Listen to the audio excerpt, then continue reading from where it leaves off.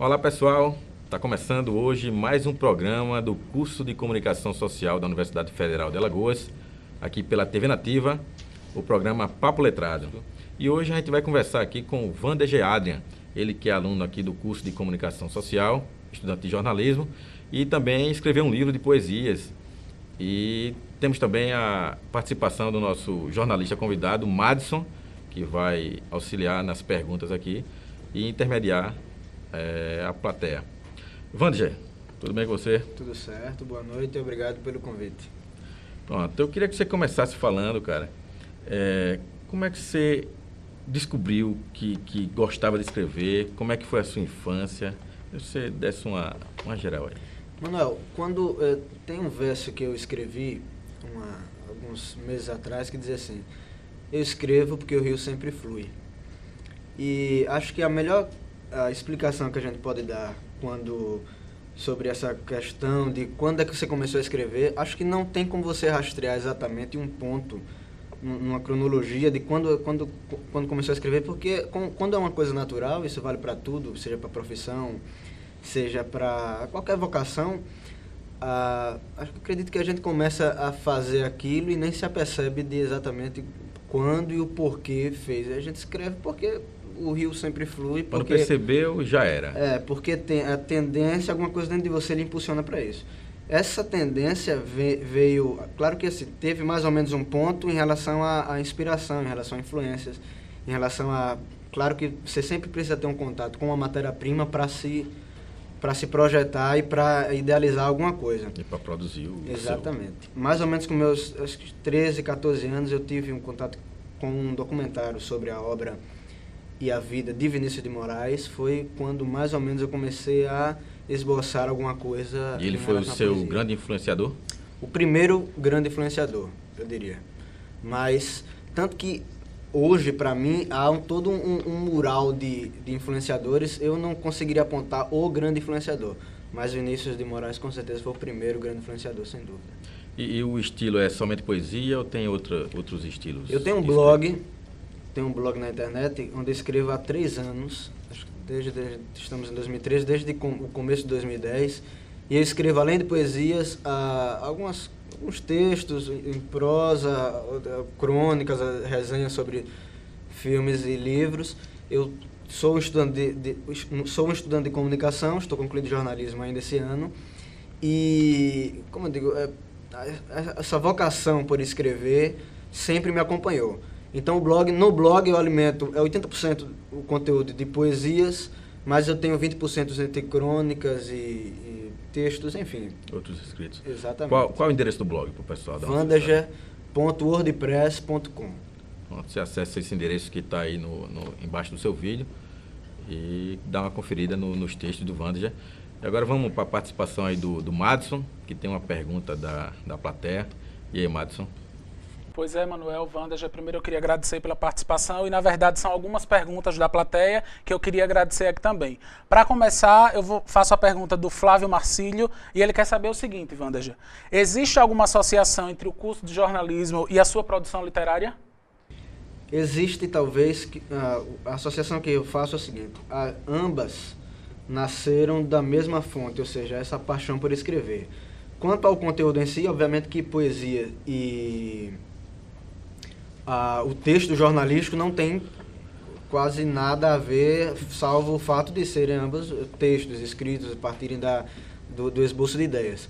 Mas acho que sim, a coisa da escrita de poesia e a vontade e o curso de jornalismo partem dessa vocação, dessa vontade de escrever, com certeza. Mais alguma pergunta da plateia? Temos sim, Manuel.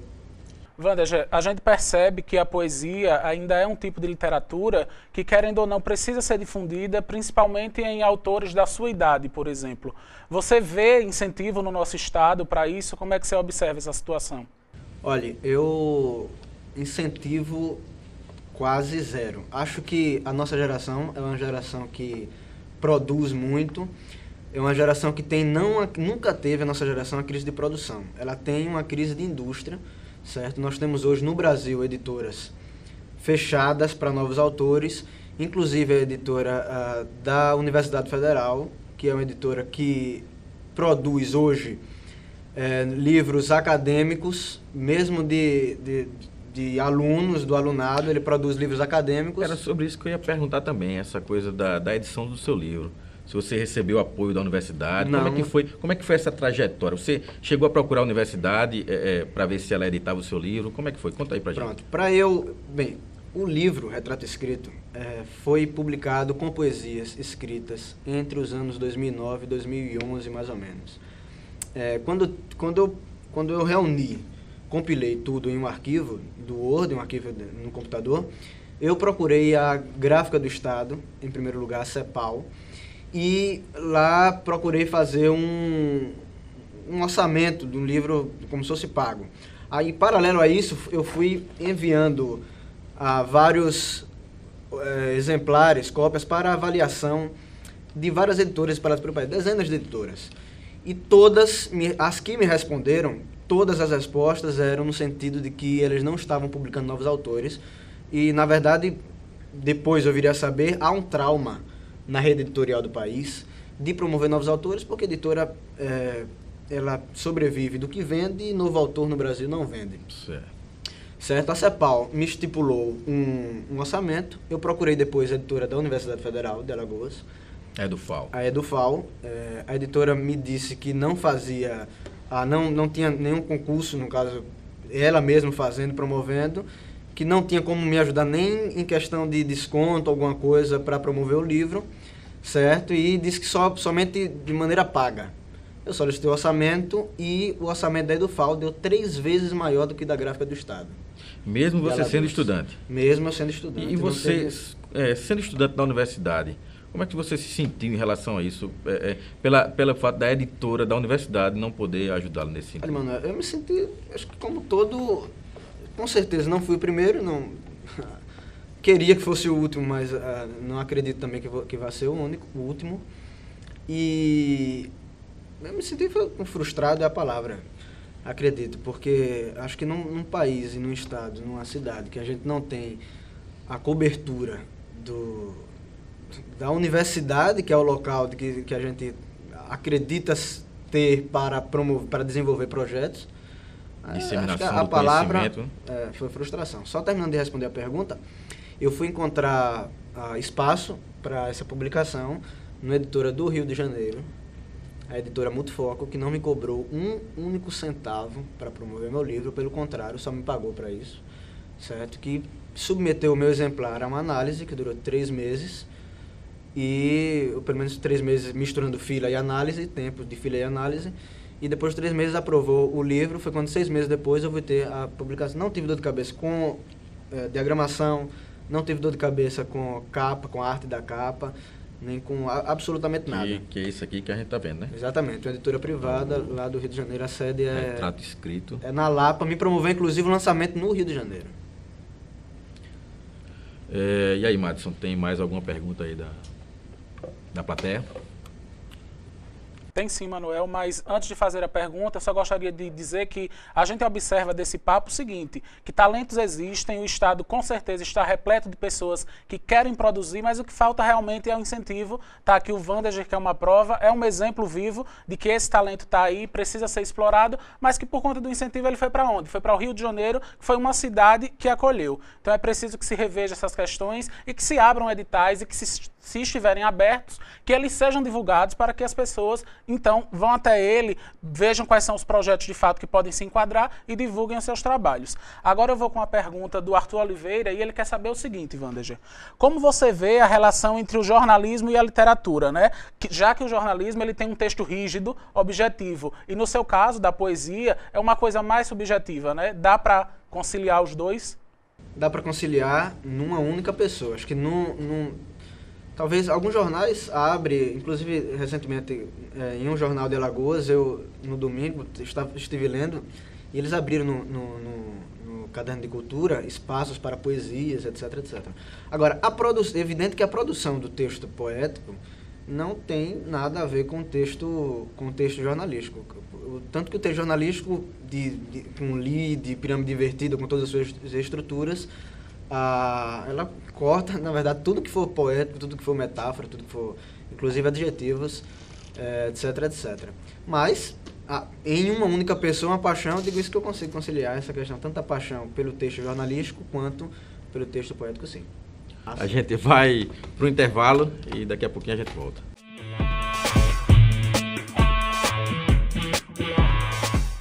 E voltamos agora com o programa Papo Letrado, aqui pela TV Nativa da Universidade Federal de Alagoas. E a gente está conversando aqui com o Wander Adrian, ele que é poeta, músico e também estudante de comunicação aqui da universidade. Wander, a gente sabe que para a gente poder falar bem, escrever bem, a gente tem que ler bastante também. Eu queria saber sobre o que fala seus poemas. Você tem que ler bastante poemas também, poesias, para se inspirar. De onde é que sai sua inspiração e do que é que fala a maioria dos seus poemas? Acho que a inspiração, ela nasce a inspiração de qualquer poeta, ela nasce do acaso, né? Uma hora a inspiração vem, obviamente, da manifestação de milhões de pessoas nas ruas do país, que é uma coisa gigantesca. E outra hora nasce porque eu vi uma bela mulher fumando um cigarro, e aquela imagem me pareceu de alguma maneira emblemática de alguma coisa, tal, e já veio uma torrente de coisas. E a inspiração também não é algo que acho que a gente consegue criar no sentido de formar, desenhar ela. Acho que ela simplesmente vem, entendeu? Acontece, mais ou menos como uma coisa de uma entidade mesmo, assim, que não sobrevém. Não já está pronto, é uma coisa que aparece de repente. Não já está pronta, nem dá para prever. Quando você, sobre o que você perguntou de inspirações, se a gente tem que ler, acho que sim. Acho que, sim. Claro, por exemplo... Você costuma ler o quê? Eu costumo ler muito o Vinícius de Moraes, que eu citei primeiramente, e costumo ler Ferreira Goulart. Eu leio muita coisa, mas Vinícius de Moraes, Ferreira Goulart, o existencialismo do Ferreira Goulart, acho que é algo que me impressionou de uma maneira muito forte. Também não faço distinção entre poesia escrita em livro e música, por exemplo. Então, toda a turma da Tropicália exerceu também na minha formação uma influência muito grande, tanto da parte do retrato que Caetano pinta sobre o Brasil, quanto da parte do Tom Zé, a caricatura que ele faz das coisas. Por exemplo, acho que Clarice Lispector também, que embora seja seja de ascendência brasileira, mas de ascendência brasileira e misturada também, né? É uma brasileira que passou a maior parte do seu tempo, do tempo da sua vida fora do país, mas que escreve prosa como ninguém, enfim, é muita gente para citar. A gente pegou você meio de surpresa, né? Uma pena você não ter trazido o seu violão, você também canta e compõe, não é isso? Eu tenho algumas parcerias de composição junto com o Elkson Cardoso, que é um outro grande compositor aqui do estado, alagoano, e que alguém que também falta... Eu sou mais pragmático que o Elkson, mas alguém que também falta várias oportunidades. É um quadro triste do nosso estado, mas tenho assim, algumas composições e uns planos ainda embrionários, mas uns planos também de... Gravar um disco também? Não sei se gravar um disco, mas juntar pelo menos numa compilação, as músicas para alguém gravar, não sei, fazer alguma coisa nesse sentido. As poesias também, de certa poesias forma, cantadas, com certeza. Cantadas e musicadas, né? Antes da gente passar para o Madison, queria só que você falasse como é escrever, como é ser poeta num estado como o nosso, que tem um índice de analfabetismo altíssimo. Como é que você se sente em relação a isso? Olha, Manuel, em relação aonde o nosso estado chegou, né, dessa forma? Parar de escrever, eu nunca pensei, porque assim, tanto uma coisa, como eu falei no início da entrevista, incogitável, assim, não cogitável, como assim, a gente vai escrevendo à medida que o tempo vai correndo, à medida que as coisas vão acontecendo. Mas é altamente frustrante a gente viver em um local que a gente não tem apoio das principais entidades, tanto começando do governo, etc, etc. Maceió gasta muito pouco em cultura, anualmente. Se você for comparar, cerca de menos de 1/10 do que Recife, por exemplo, gasta. E eu fui também procurar auxílio do governo, antes do lançamento do livro, abri um processo na Secretaria de Cultura, ao senhor secretário da Cultura, já do governo atual. E semanas depois me veio a resposta do meu processo, dizendo, o secretário assinando e dizendo o seguinte, que o governo tinha a obrigação de me ajudar com pelo menos 50% dos custos que eu fosse ter. Mas que em nome do governador... Mas que em nome do governador pedia desculpas, que o Estado não tinha fundos, etc, etc.